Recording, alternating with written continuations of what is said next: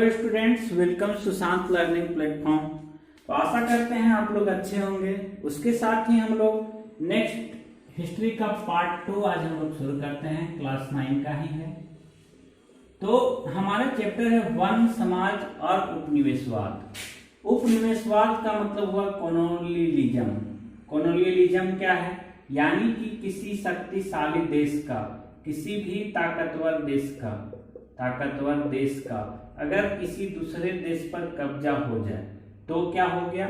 उस देश का उपनिवेश बन गया। यानी कि भारत किसका उपनिवेश था? अंग्रेजों का उपनिवेश था। 300 सालों तक भारत अंग्रेजों का उपनिवेश रहा। तो उपनिवेश का मतलब हो गया यानी कि शक्तिशाली देश के का किसी और देश के ऊपर कब्जा हो जाना। तो इसमें हम लोगों ने देखा था कि अंग्रेज के बारे में हम लोग आधुनिक भारत में भी पढ़े।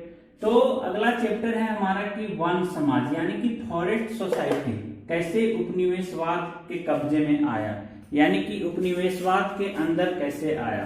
तो उसके बाद हम लोग देखते हैं कि औद्योगिकरण का दौर यानी कि फैक्ट्री आने शुरू हो गए हिंदुस्तान में। यानी कि कब से फैक्ट्री आने शुरू हुए? तो 1600 ईस्वी के लगभग सन 1600 में यहाँ पे औद्योगिकरण की शुरुआत हो गई हिंदुस्तान में।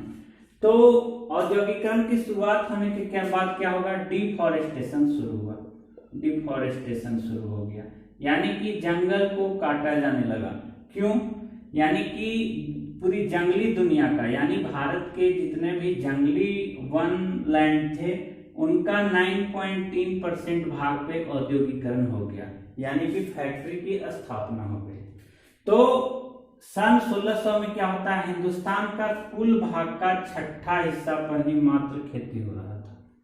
तो जैसे जैसे लोग बढ़ने गए, लोगों का अपनी आवश्यकता बढ़ने लगी, उस अनुसार से खेती भी बढ़ने लगी। यानी कि खेत चाहिए थे लोगों को, उसके लिए डिफॉरेस्टेशन होने लगा। यानी कि वन जंगल के का कटाव शुरू हो गया, जंगल को कटा के लैंड बनाया जाने लगा।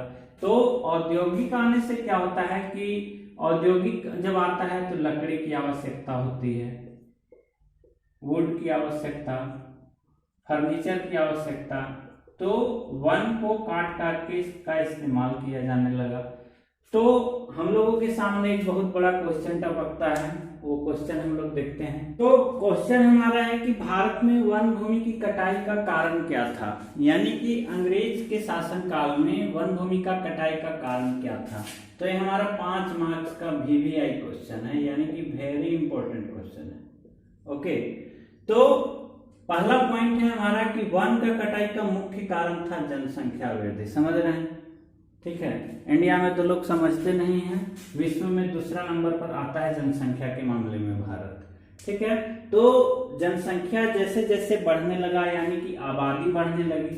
आबादी बढ़ने के साथ क्या होती है कि लोगों को फसल चाहिए, अनाज चाहिए।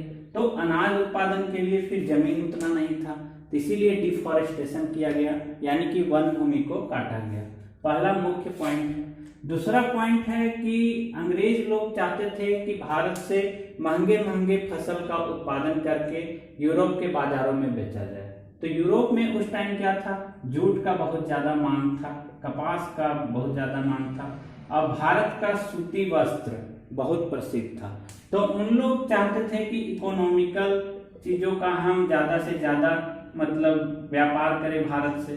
तो उसके लिए क्या हुआ? महंगे फसल का यहाँ पे बोया जाने लगा, महंगी फसल। उसमें चीनी, जूट, कपास और नील की खेती सबसे ज्यादा पैमाने में किया जाने लगा।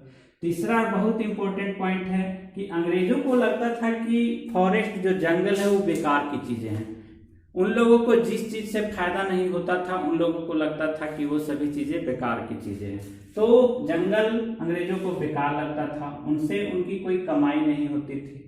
अगला पॉइंट है हमारा कि भारत से लकड़ी का व्यापार किया जाने लगा। एक्सपोर्ट ऑफ टिम्बर, यानी कि लकड़ी का व्यापार किया जाने लगा। यूरोप में क्या हुआ? लकड़ी की कमी होने लगी, तो भारत से जंगल की लकड़ियां काट काट के यूरोप भेजा जाने लगा। तो अब व्यापार करने के लिए, यानी कि लकड़ियां ले जाने के लिए ट्रेन की जरूरत हुई। ओके, तो यहाँ पे ट्रेन का विस्तार शुरू हुआ। अब जब ट्रेन का विस्तार शुरू हुआ तो आप लोग सोचेंगे कि ट्रेन में लकड़ी का क्या जरूरत है, यानी कि पहले जो पट्टी बनाई जाती थी, यानी कि जो स्लीपर बनाए जाते थे, अभी जिसमें हम लोग बैठ के जाते हैं, ट्रेन में सफर करते हैं, वो पट्टी पहले लकड़ी का बना हुआ था, लकड़ी का बना हुआ था। तो क्या हुआ, लकड़ी का जब जरूरत हुआ तो डिफॉरेस्टेशन, जंगल का, वन भूमि का कटाई होने जाने लगा। तो आज के क्लास में इतना ही। नेक्स्ट हम लोग देखते हैं वनों का विनाश क्यों हुआ। Thank you students.